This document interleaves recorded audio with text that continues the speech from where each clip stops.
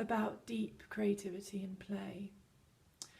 I've been fascinated with the work of Carl Jung for many, many years. Since I was 17, I first read the book Dreams, Memories, Reflections, some of you may know.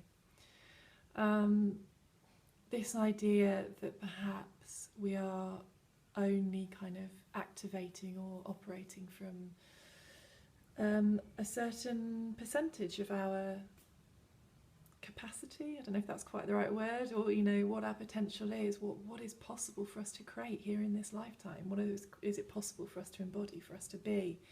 This is such an alive and incredible process to explore what this can be.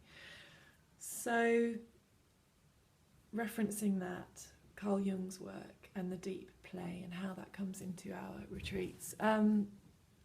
So when we're creating in a very playful, if you like, kind of automatic way, I offer some activities, exercises that comes from training I've done, that helps us to engage with those pieces of creation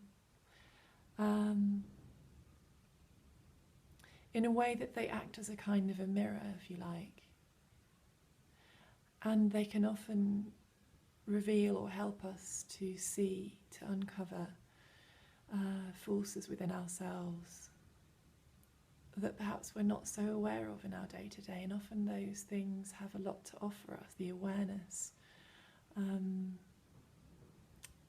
that what is perhaps unconscious in ourselves. It's just such a beautiful thing. It can have its challenges too, to be aware of things that...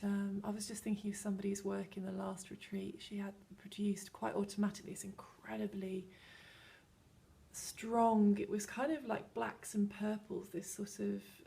she called it like a demonic butterfly, which sounds quite strong, but for her, I think perhaps it was a sense of, these forces that she perhaps feels are in her somewhere, and actually this person had been suffering from a lot of headaches. So there was something about like freeing up what's at the base of her process and getting to know it and explore it. So the engagement with that image and that relationship with that image is like having a relationship with parts of ourselves that perhaps we don't get to explore so much in our everyday life. And those pieces can be a mixture of dark and light, or whatever, all the stuff that we're made up of as human beings. And to bring that into awareness, I think, is one of the most beneficial things that we can do. And often, even if there are some, whatever you want to call it, darker things in there, there's also gold in there. There's also our life force in there. So that might be enough for me to say for the time being. Thank you for listening. Any questions, just get in touch. My email's naomi@